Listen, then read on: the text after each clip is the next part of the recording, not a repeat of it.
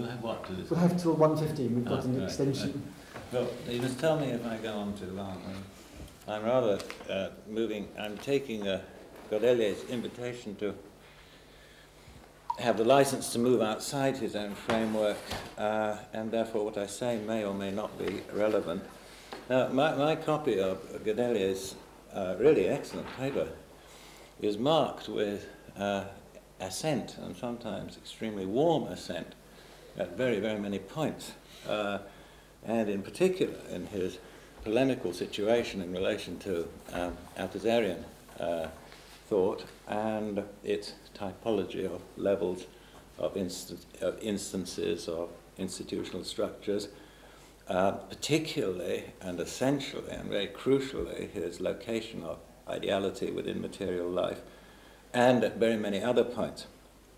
But my assent is withheld. I don't say rejected, but for the time being withheld from some of his more formal proposals and his reorganization of these proposals. For various reasons, I am bothered by his continuing use of a metaphor of infrastructure and superstructures, but a simple replacement of institutions by functions. And I'm bothered also, as I think one or two others here are, by his concepts of ideology. Now, I'm saying withheld but not rejected. Now, withheld for two reasons, apart from difficulties in his thought, which may very well become apparent when cleared up when we see the full book that this is a part of. One is that I agree with Bloch that I find insufficient space for the concept of contradiction, and in particular for the concept of class within his formulation.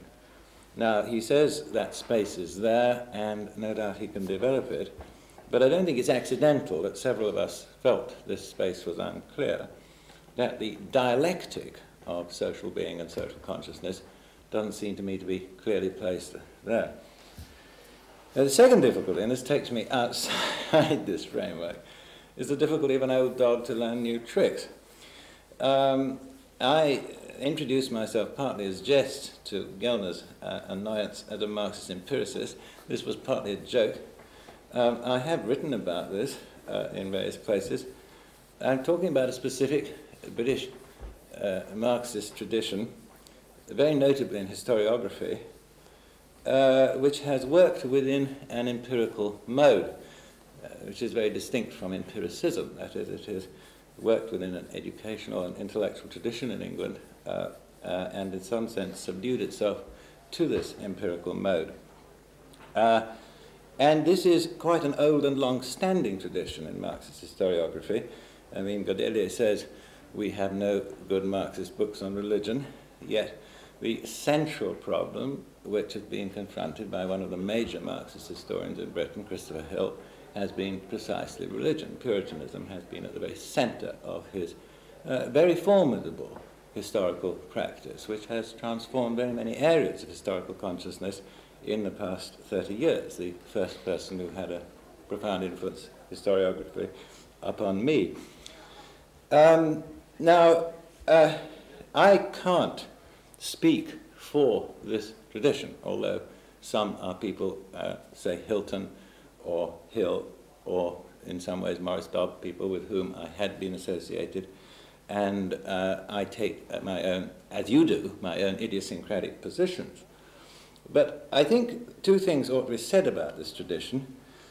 One is that if you examine its productions, there is very little concern with the typology of infrastructure and superstructures in it, but very much concern with the mode of production and productive relationship, with the location of contradiction within societies, with the concept of class, and in modern historiography very much with culture and both material and culture forming processes from below, as well as dominance from above. And this is true of 17th, 18th, 19th century British Marxist historiography. In a certain sense, I felt that Keith Hopkins also was working within a tradition which was very recognisably close. I don't want to close this as a Marxist tradition. Marxism and other areas we have very much in common. The second thing to say about it is that it is, being within the empirical mode, has been insufficiently self-conscious about its own conceptualization. And therefore has, I think, often led to the illusion that it hasn't had its conceptualization. Now, there are various historical reasons for this. One was that it developed originally within Stalinist forms in which intense debates never surfaced and could never surface. We had these debates, which were highly conceptual. They were concerned with all these questions like relative autonomy and so on, which is where we started from 20 and 30 years ago. And then it showed itself as a practice.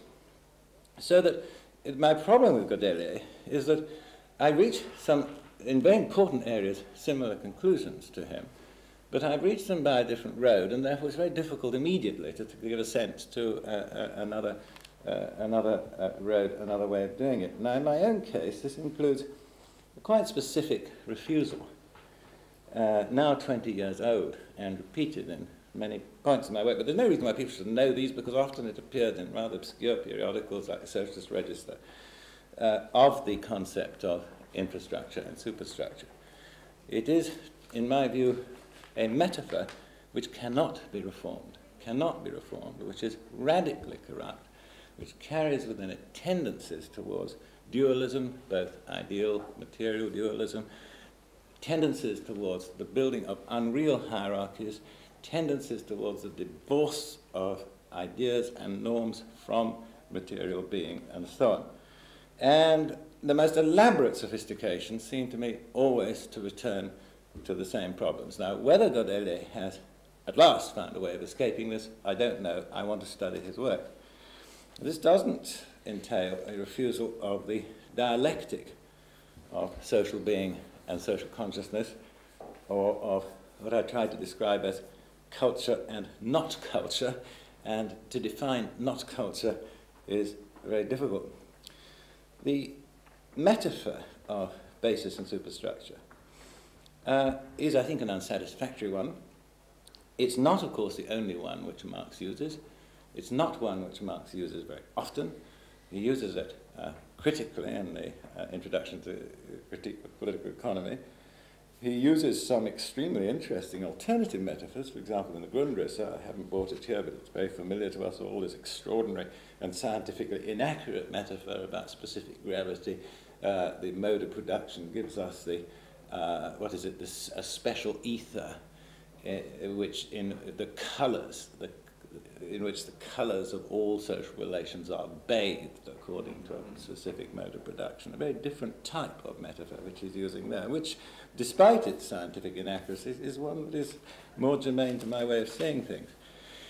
The other problem of the metaphor basis and superstructure is that it gives us a static, model-building, formalist typology for categories which, to my mind, are essentially historical categories.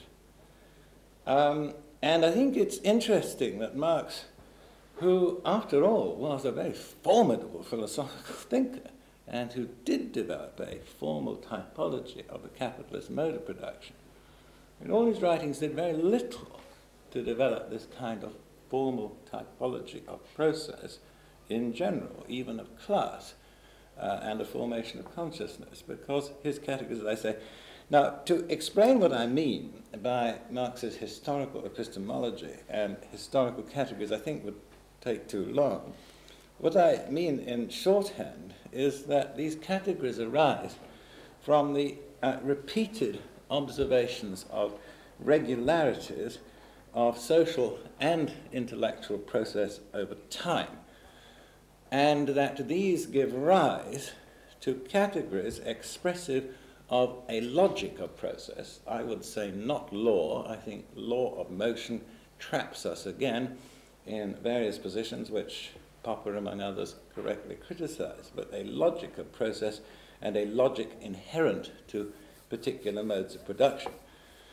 And therefore, I think just as we have always this problem about class, that when you try and stop society and take a formal typology and say where your classes are, I think you get incorrect and formal. And indeed, I think Althusser is continually repeating these incorrect formal levels of instances, because class in itself is a historical category derived from this observation over time of process and logic of process, and it, like all history, never sleeps or dies, but held one moment burns the hand. I think Althusser's hands are absolutely charred.